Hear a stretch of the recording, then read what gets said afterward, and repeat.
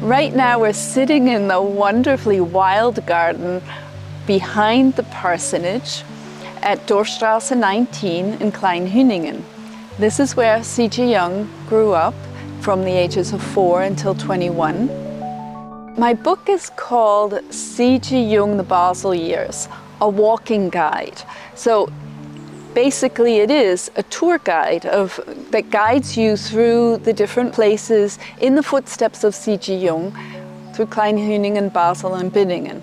The book, it's in a format that you can put in your bag and come to Basel and walk the tours. And we even have QR codes so that you can have the sites on your phone. It's also a picture book. It has about 150 old and modern pictures in it. There are maps. There are family trees. The book contains 5 tours. And each of the tours evolves in a way. It tells his story, his own maturing, his own individuation path. And they build up on each other chronologically, going with C.G. Jung's age. So we start in Kleinhüningen when he was just a little boy. So Kleinhüningen is where C.G. Jung spent his childhood. And by the way, I don't call him C.G. Jung in the book, I call him Carl, because at that time he was not C.G. Jung, Professor Dr. Med C.G. Jung. The second tour is about how C.G. Jung walked from Kleinhüningen to the gymnasium in Basel. When you walk this longer tour, which is actually 4 kilometers, because you're walking the same distance that he did, I'd say that the atmosphere of this tour is about active imagination, about fantasizing, because on this long walk, you're suddenly drifting off, watching the water flow down the Rhine, dropping down, letting arise what wants to come. Tour number 3 starts at the Münster, the cathedral in Basel. And it has more the focus of Jung's spiritual awakening.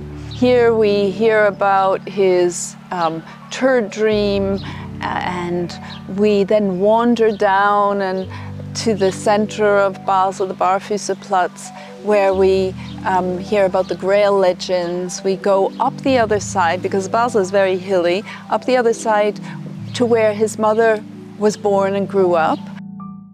Tour number 4 is after his father has died. He's now 21, and the family has to move out to Binningen. They move to the Bottminger Mühle. And this is again another 4-kilometer walk from his studies in the center of Basel out to Binningen. And he would walk along the Biersig, which is a beautiful little river. There's a path along the Biersig, and that's the path that you will take as a walker when you take this tour, and all the way out to the old mill. Tour number 5 changes its tone a bit, because it's not only just about C.G. Jung and his life, it's about 2 other figures that he was very close in contact with, namely Hermann Hesse and Friedrich Nietzsche. So it mixes the later Jung with Basel. What this book also does, it gives a new perspective on C.G. Jung, one that we haven't seen, although there have been so many different biographies written.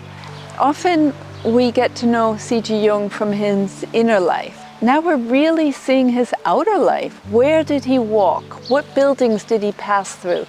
Where did he play? Where did he worship? What were his conflicts? Where did they take place? So I'd like to add another feature that the reader might really enjoy, is being able to dive into this medieval city of Basel, which is absolutely gorgeous, with its narrow alleys and old buildings. And it's just a treat to be able to walk through Basel.